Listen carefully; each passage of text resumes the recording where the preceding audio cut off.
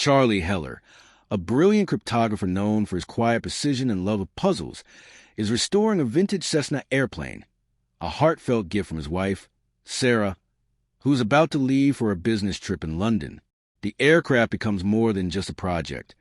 It's a symbol of their dreams together. Inside, he made Sarah her favorite coffee as they waited for the cab. When it arrived, she slid into the back seat, waving through the window. Charlie jogged after the Prius, calling out his goodbye, his voice trailing behind as the car pulled away, faster than he could follow. While Charlie spends his days at the CIA's Decryption and Analysis Division, decoding secrets buried in digital chatter, he builds two unlikely relationships. One is with Jackson O'Brien, a seasoned field agent known by the code name The Bear, whose battlefield instincts contrast sharply with Charlie's desk-bound intellect. The other is an anonymous whistleblower who calls themselves Inquiline, feeding Charlie highly classified data about covert operations, lethal ones with disturbing implications. Through Inquiline's files, Charlie uncovers a horrifying truth.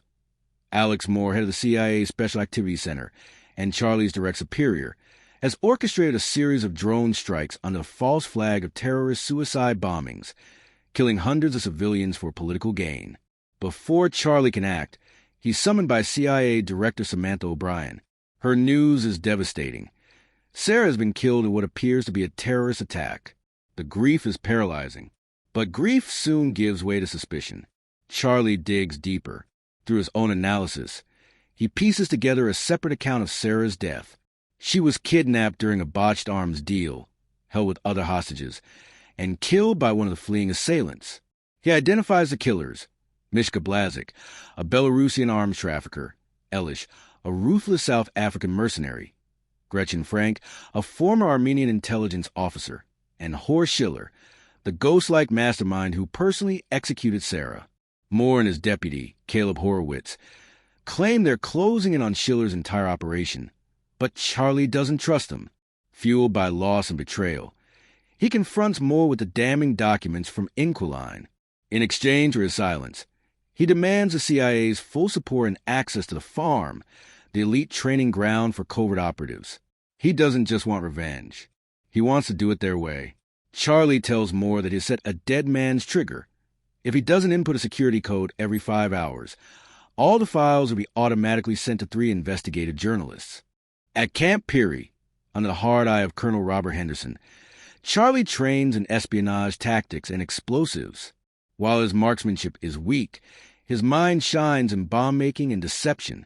Yet Henderson, hardened by years of warfare, concludes that Charlie lacks the one thing all assassins must have: the ability to kill. After sending Charlie to training, Moore began searching for the dead man's switch in Charlie's office and home.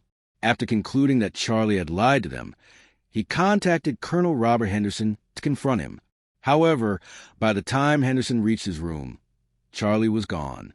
Later, Moore discovered that Charlie had planted a bug in the office, which allowed him to overhear Moore instructing Colonel Henderson to apprehend him. In Paris, he tracks Gretchen to her apartment, using an online lock-picking tutorial to gain entry, proof of how far he's come. Haunted by visions of Sarah, he stalks Gretchen to a medical clinic where she receives allergy treatments. He locks her in a hypobaric chamber and floods it with allergens. As she chokes and pleads, Charlie demands Schiller's location. But he spares her life, unable to let revenge define him. His mercy proves fatal. Gretchen stumbles into the street and is struck by a van. With her phone in hand, Charlie races to Marseille. Henderson catches up to him, but Charlie detonates a makeshift bomb in a bar bathroom, escaping once again. Now running out of time and allies, he contacts Inquiline. She arranges to smuggle him to Istanbul. There, she finally reveals herself, a Russian widow who assumed her late husband's identity as an ex-KGB informant. She explains she's been aiding Charlie to dismantle the same corruption that got her husband killed. Together, they trace Blazik to a luxury hotel in Madrid. At the rooftop pool, Charlie engineers a trap by modifying scuba gear and weakening the pool's structure. When Blazik refuses to talk, Charlie triggers a collapse, sending the gangster crashing to his death. Henderson ambushes him again, But director Samantha O'Brien, now wary of Moore's rogue agenda, sends an operative to intervene. The operative is killed in the crossfire, but Charlie escapes once more. Back in Istanbul, Caleb tracks down Inquiline and tips off the Russian FSB. A strike team descends. She tries to flee with Charlie, but is gunned down. Charlie survives, shaken but more determined than ever. Charlie took Inquiline's phone and used it to trap Elish, posing as a missile broker. Charlie traveled to Romania and lured Elish into a deal to purchase missiles. He wires a bomb into the trade and forces Elish to reveal Schiller's location. Elish panicked and told Charlie that Schiller was on a heavily guarded ship sailing through the icy Baltic Sea. Charlie walks away as the trap explodes behind him.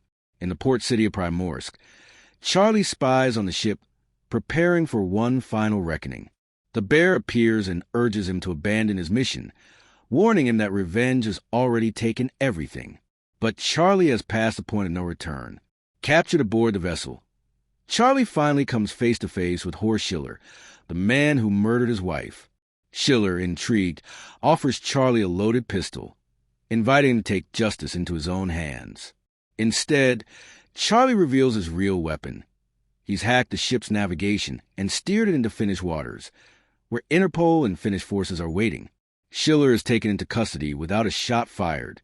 Back in Washington, Moore and Caleb are arrested for orchestrating illegal operations and attempting to murder a fellow agent. Samantha publicly denounces them, announcing a full purge of corruption within the CIA. Charlie, scarred but whole, returns to Cessna, the plane he started with, the last memory of Sarah untouched by blood or betrayal. With the final screw tightened, he takes off into the sky alone. For the first time in a long while, he flies not away from pain, but towards something like peace. If you are enjoying our short recaps, hit that subscribe button, share it with a friend, like, and drop a comment if you recognize the movie, or suggest one you'd like to see next.